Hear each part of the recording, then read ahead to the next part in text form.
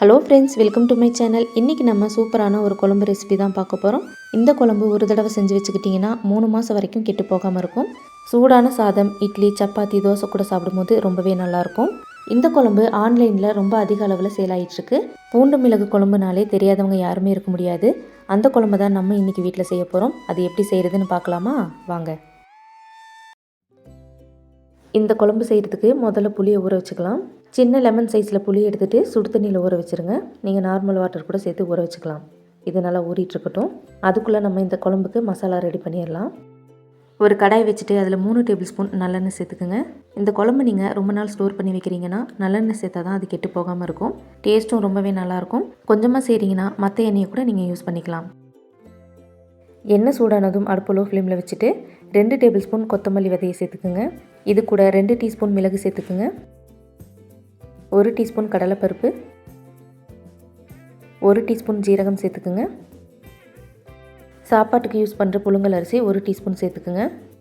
காரத்துக்கு தகுந்த மாதிரி வரமிளகாய் சேர்த்துக்குங்க. நான் 3 வரமிளகாய் சேர்த்துருக்கேன். இதில் சுத்தமாக காரமே இருக்காது. இது கூட கொஞ்சமாக கருவேப்பிலை சேர்த்துட்டு அடுப்பை மீடியம் ஃப்ளேமில் வச்சுட்டு இதை நல்லா வறுத்து விடுங்க. ரொம்ப கருகிடாமல் வறுத்துக்குங்க.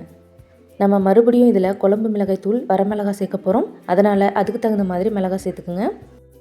நம்ம சேர்த்திருந்த பொருள் எல்லாமே இந்த அளவுக்கு நல்லா வறுபட்டதுக்கப்புறமா இது ஒரு பிளேட்டுக்கு மாற்றிட்டு நல்லா ஆற வச்சுட்டு மிக்ஸி ஜாரில் சேர்த்துட்டு தண்ணி சேர்க்காமல் ஒரு பவுடராக நல்லா அரைச்சிருங்க.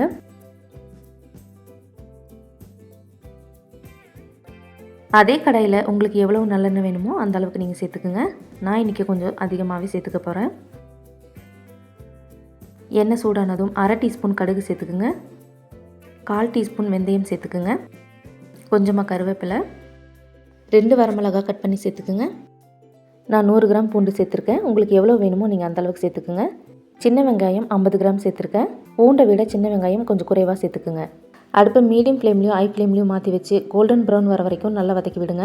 சின்ன வெங்காயம் பூண்டு நான் கொஞ்சம் அதிகமாக சேர்த்துருக்கேன். உங்களுக்கு குறைவாக வேணுனாலும் நீங்கள் குறைவாக சேர்த்துக்கலாம். இந்த அளவுக்கு நல்லா கலர் சேஞ்ச் ஆகிற வரைக்கும் வதக்கிடுங்க. இப்போ இதில் நம்ம ஊற வச்சுருக்கிற புளியை நல்லா கரைச்சிட்டு அதில் இருக்கிற தண்ணியை மட்டும் சேர்த்துக்குங்க. நான் சேர்த்திருக்கிற புளி தண்ணி இந்த குழம்புக்கு கரெக்டாக இருக்கும். உங்களுக்கு ரொம்ப திக்காக இருந்தால் கொஞ்சம் தண்ணி சேர்த்துக்குங்க. இது கூட 1/4 டீஸ்பூன் மஞ்சள் சேர்த்துக்குங்க. உங்கள்கிட்ட என்ன குழம்பு மிளகாய் தூள் இருக்கோ அதை 2 டீஸ்பூன் சேர்த்துக்குங்க.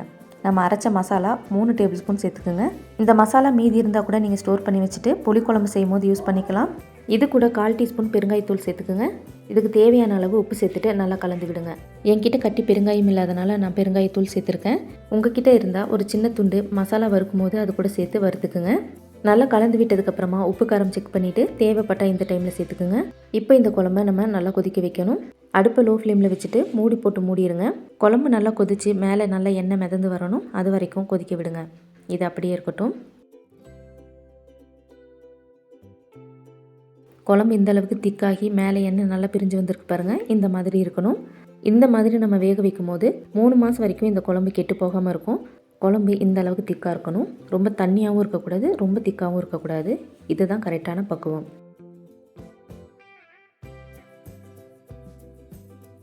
இப்போ இதில் ஒரு சின்ன துண்டு வெல்லம் சேர்த்துட்டு நல்லா கலந்து விடுங்க. வெல்லம் சேர்க்கும் போது இந்த குழம்புடைய டேஸ்ட் ரொம்பவே நல்லாயிருக்கும். இதை ஸ்கிப் பண்ணாமல் சேர்த்துக்குங்க. நல்லா கலந்ததுக்கப்புறமா ஸ்டவ் ஆஃப் பண்ணிவிடுங்க. அவ்வளோதான். இப்போ நமக்கு பூண்டு மிளகு குழம்பு ரெடி ஆயிடுச்சு. இந்த குழம்பு சூடான சாதத்தோடு சாப்பிடும்போது ரொம்பவே நல்லாயிருக்கும். அதே மாதிரி இட்லி, தோசை, சப்பாத்தி கூடயும் சாப்பிடலாம். இந்த குழம்பு ஸ்டோர் பண்ணி வைக்கிறீங்கன்னா குழம்பு செய்யும் போது கொஞ்சம் நல்லெண்ணெயை அதிகமாக சேர்த்துக்குங்க. அதே மாதிரி குழம்பை நல்லா ஆற வச்சுட்டு ஒரு கண்ணாடி பாட்டிலில் ஸ்டோர் பண்ணிக்கோங்க. நம்ம யூஸ் பண்ணுற பாட்டிலில் தண்ணி சுத்தமாக இருக்கக்கூடாது. நல்லா காய வச்சுட்டு அதுக்கப்புறமா ஸ்டோர் பண்ணி வைங்க. தண்ணி இருந்ததுன்னா குழம்பு சீக்கிரமாக கெட்டு போயிடும். இந்த குழம்பு எமர்ஜென்சி டைமில் ரொம்பவே யூஸ்ஃபுல்லாக இருக்கும். இதை லஞ்ச் பாக்ஸுக்கு கொடுத்து விடும்போது சூடான சாதத்தோட உங்களுக்கு எவ்வளோ குழம்பு வேணுமோ சேர்த்துட்டு நல்லா கிளறிட்டு டிஃபன் பாக்ஸில் போட்டு கொடுங்க. லஞ்ச் டைமில் சாப்பிடும்போது அவ்வளோ சூப்பராக இருக்கும். இந்த ரெசிபி உங்களுக்கு பிடிச்சிருக்குன்னு நினைக்கிறேன். பிடிச்சிருந்தா செஞ்சு பார்த்துட்டு எப்படி இருக்குன்னு கமெண்ட்ஸில் சொல்லுங்கள். மறக்காமல் உங்கள் ஃப்ரெண்ட்ஸ் அண்ட் ஃபேமிலிக்கும் ஷேர் பண்ணிவிடுங்க. நம்ம சேனலை சப்ஸ்கிரைப் பண்ணாதவங்க சப்ஸ்கிரைப் பண்ணிக்கோங்க. பக்கத்தில் இருக்க பெல் ஐக்கானே கிளிக் பண்ணிவிடுங்க. இந்த ரெசிப்பியில் வர ஒவ்வொரு பொருளோட அளவையும் நான் டிஸ்கிரிப்ஷனில் கொடுக்குறேன். மறக்காமல் செக் பண்ணி பாருங்கள். இவ்வளவு நேரம் நம்ம வீடியோவை பார்த்ததுக்கு ரொம்ப நன்றி. இன்னொரு சூப்பரான இன்ட்ரெஸ்டிங்கான ரெசிபியோட வர வரைக்கும் பாய்.